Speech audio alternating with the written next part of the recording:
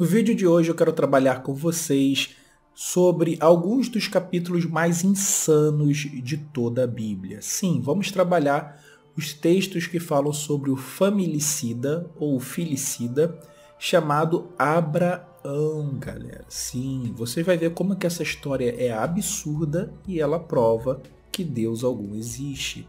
Nós vamos trabalhar especificamente o capítulo 16, 18, 21 e 22 do livro de Gênesis, tá bom? Então assim, galera, por que eu tô querendo trabalhar esses textos com vocês hoje? Porque Deus, ele é tido como uma entidade que ele é onisciente, ou seja, ele sabe de passado, presente, futuro em toda a sua totalidade, né? Deus, ele não pode ser surpreendido. Ou existe algo que o ser humano possa fazer que possa vir a surpreender Deus? Acredito que você não pense isso. E é óbvio que Deus tem um plano para o futuro, né? A salvação, né? O apocalipse, tudo isso a galera tem na mentalidade que Deus já preparou, né? Então Deus, ele sabe os eventos que vão ocorrer. Quando Deus faz as promessas, é porque ele, né, de antemão já sabe o que vai acontecer. Então Deus, teoricamente, ele seria onisciente, saberia do presente, passado e futuro em sua totalidade. Não é isso? Deus não pode ser surpreendido. O que é muito, muito estranho, quando ele começa o capítulo 22 de Gênesis, dizendo, né, Elohim, dizendo que vai testar Abraão, pôr Abraão a uma prova de fé. Tá, galera? O que é curioso, e você tem que notar nessa história, é que, como a gente viu no último vídeo, em relação à origem do inferno, ele vai testar a fé do Abraão numa região de Jerusalém, onde era comum os outros povos, as outras nações, sacrificarem os seus filhos segundo a Bíblia. Tá? Então Deus, ele vai testar a fé de Abraão, pedindo que ele faça o mesmo que os outros deuses e os outros povos fazem, que é sacrificar o próprio filho. Né? O interessante dessa história, como você já sabe, afinal, é que ele não sacrifica o filho porque um anjo o impede, não é? Só que tem um detalhe aqui muito interessante. Deus, ele não impediu Jefté de cometer o ato de holocausto, que é fazer um altar sobre lenha e tacar fogo, tá? Isso que é o holocausto. Em relação à filha de Jefté, ele não impediu. Os 7 descendentes de Saul, ele só se aplacou de sua ira quando os 7 foram sacrificados. Em Números 31, parece haver sacrifícios humanos ali também. Mas o local onde fica mais explícito que Deus aceita sacrifícios humanos é no capítulo 27 de Levítico. Tá? Fora que o maior sacrifício que existe em toda a Bíblia é o sacrifício de Jesus. Lembra lá que Jesus é o símbolo do cordeiro sacrificial, tá? Então toda a Bíblia, do Velho Testamento ao Novo Testamento, faz referência aos sacrifícios humanos, fora os sacrifícios de animais, que é decorrente durante toda a Bíblia. Me parece um tanto que ilógico você pensar num ser transcendente, super poderoso, né? Que seria um ser incorruptível, ou seja, que ele não sofre corrupção, necessitar ou se agradar de alguma certa forma de sacrifícios tanto de animais quanto humanos. Aqui já entra um grave problema para Deus, porque essas daí são características de um Deus humano, tá? De um Deus criado por humanos. Por quê? Antigamente, quando você pensava numa erupção vulcânica, num terremoto, numa grande tempestade, num furacão, né? Imagina aquele raio, depois aquele barulho de trovão, né? Um eclipse. Isso aterrorizava a mente dos nossos ancestrais. E ao realizar sacrifícios, né? Depois acontecia algum evento, por exemplo, o furacão passava, o terremoto parava, as placas tectônicas paravam de se mover de forma violenta. Os vulcões acabavam suas erupções, né? Porque tudo isso tem um prazo. Então, por exemplo, chega uma grande seca. Eles realizam sacrifícios e depois vem a chuva. Então, na cabeça dos antigos, dos nossos ancestrais, esses sacrifícios estavam agradando aos deuses, à natureza, e aí ela estava trazendo as bênçãos. Então, os sacrifícios tanto de humanos quanto de animais representa uma característica de um Deus criado por seres humanos. Então, nessa história aqui, nós já podemos ver que esse Deus é pura invencionice só por esse fato.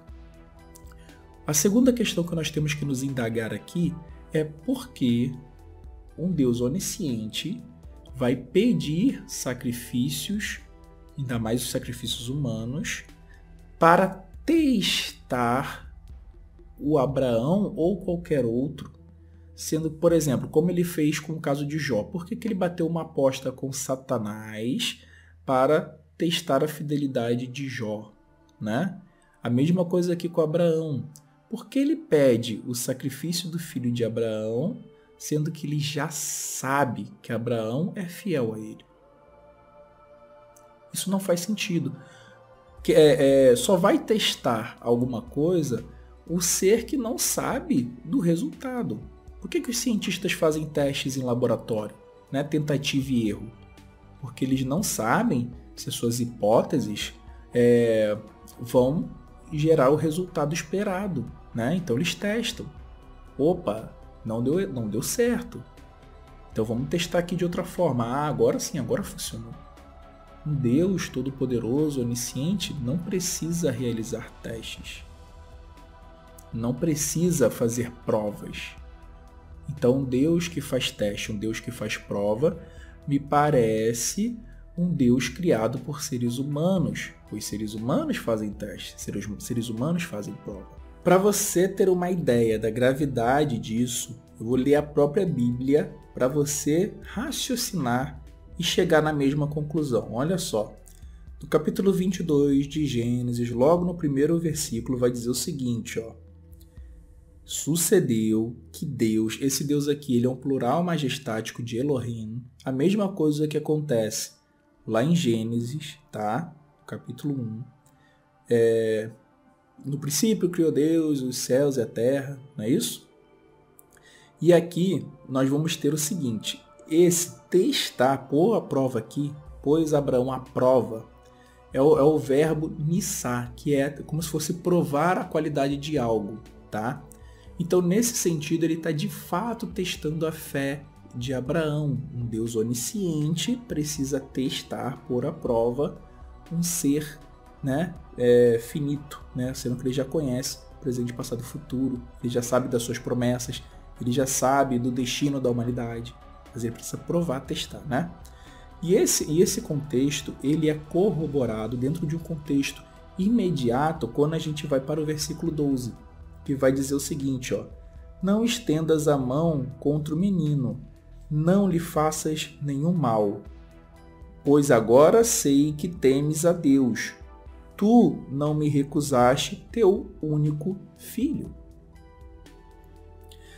Primeiro, que nós temos que lembrar aqui, que o Isaac, ele não era o único filho de Abraão, né? Ele tinha também o Ismael, que era filho de Agar, né? Agar, para quem não sabe, olha só a loucura. Era um filho de Abraão com uma escrava, chamada Agar, que foi dada para ele pela sua esposa Sara, porque ela, por ser muito velha, não conseguia ter filhos. Por que Deus não veio antes e intercedeu esse milagre da concepção tardia antes, para que ele não pudesse estar em poligamia? Você já parou a pensar nisso? Por que teve que ele entrar em um estado de poligamia, ter mais de uma mulher, para Deus agir? Isso não me parece fazer sentido. A menos, é claro, que Deus na Bíblia aprove a poligamia, porque Davi teve várias esposas, se eu não me engano Jacó teve várias esposas, Salomão nem se fala, Salomão teve 700 esposas e 300 concubinas, né? Esse aí era pegador mesmo, né? Então, se a gente pegar a história da Bíblia, vários personagens têm várias esposas, né? Então, parece que Deus aprova, né? Por isso que quando a gente vai lá no Oriente Médio, a gente vê os caras casando com mais de uma mulher, né?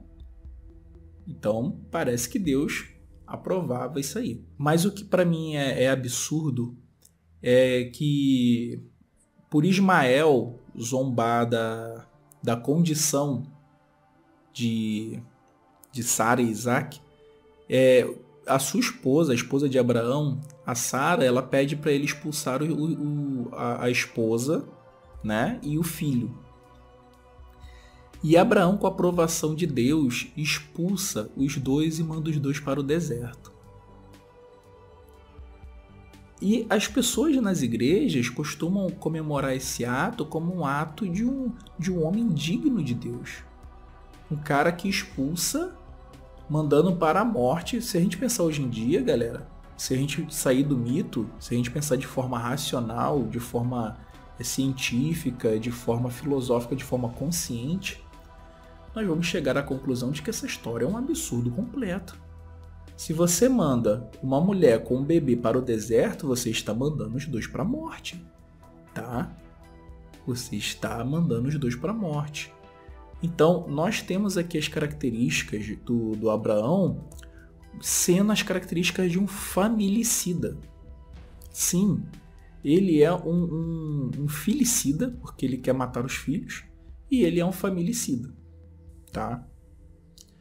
Nesse sentido, nas igrejas é pregado como se esse cara fosse um herói, um exemplo de fé, de virtude, de homem a ser seguido. Então, o que nós ensinamos para as nossas gerações nas igrejas é que se um homem pega o filho para sacrificar para Deus, fazer um sacrifício humano para Deus, isso não é uma prova de loucura, de insanidade, de maldade. Não, isso é prova de fé. Isso é prova de que o cara fala com Deus. Se um cara pega a mulher e o filho manda pro deserto, isso é prova de que ele está em obediência com Deus. Ele está tendo um relacionamento íntimo com Deus.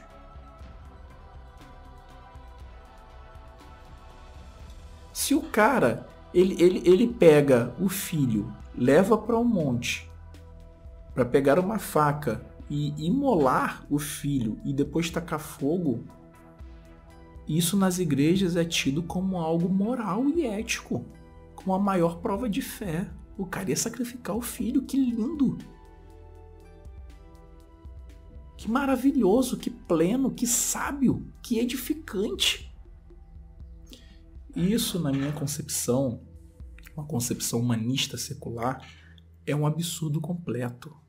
Isso é insanidade. É coisa de maluco. De pessoa que está doente. De psicopata, de homicida. Isso, galera, não pode ser de forma nenhuma ensinado em lugar nenhum como sendo algo moral, ético, justo, prova de fé ou coisa do tipo. Porque, veja bem, recentemente, né, teve o caso da Andressa Urach, que teve um surto e parece que ela queria sacrificar os filhos, né? Também existem vários outros casos, várias outras reportagens de pessoas que de fato disseram ter ouvido a voz de Deus e sacrificaram o filho, mataram a família inteira. Então veja que absurdo a que ponto chega a insanidade da crença nessas histórias malucas da Bíblia. Então pensa comigo, se você ouve uma voz na sua cabeça, de vez de você pensar que você está com algum problema neurológico, como muitos casos, se não a maioria dos casos, é a pessoa que está com algum distúrbio mental, você pensa que está ouvindo a voz de Deus e pede para sacrificar seu filho, você vai e faz isso? Ao invés de procurar um médico, ao invés de procurar ajuda, ao invés de se afastar da sua família, por causa da sua condição, você não, porque você leu essa história, porque você aprendeu na igreja, você fala, caramba, Deus realmente está falando comigo, vou matar meu filho. Isso é uma loucura, gente. Isso é coisa de gente doente. É coisa de gente que precisa de tratamento, que precisa de ajuda. Não vamos nunca fazer a história de um familicida a história de alguém ético, moral e possuidor dos bons costumes. Essa família tradicional cristã que querem pregar para vocês sendo essas aí da Bíblia, só trazem exemplo de horror, de ódio, de sangue, de imoralidade. Isso não cabe mais para o século XXI. Ainda mais um Deus humano, que aceita sacrifícios humanos e de animais, coisa que era comum para povos primitivos, tá? Que criavam seus deuses com base nos conceitos primitivos, e também um Deus que não é onisciente, pois precisa provar, testar os seres humanos, não é? Você não sabe de antemão o resultado do teste. Então são incongruências na Bíblia que não fazem sentido, não tem lógica e fazem com que a mitologia desse livro, desse texto, não deva ser aplicada hoje, no século XXI, com a filosofia avançada, com a ciência avançada, com vários mecanismos estruturados na nossa sociedade que vão servir melhor como base de ética, moral e bons costumes, tá bom? Então assim, se esse vídeo te gerou algum valor, eu peço por gentileza que você deixe aqui o seu joinha, se inscreva no canal para valorizar todo esse trabalho. E agradeço aqui de forma especial, com muito carinho, muita presteza, muita humildade aos membros do canal que estão sempre apoiando aqui o meu trabalho. Então a você que é membro, muito obrigado de coração e peço a você que ficou comigo até o final que continue comigo. Clique em um desses vídeos, tá? Nessa playlist ou nesse vídeo de sugestão e continue comigo mais um pouco. Um grande abraço, valeu, falou, fui, tchau, tchau galera, obrigado!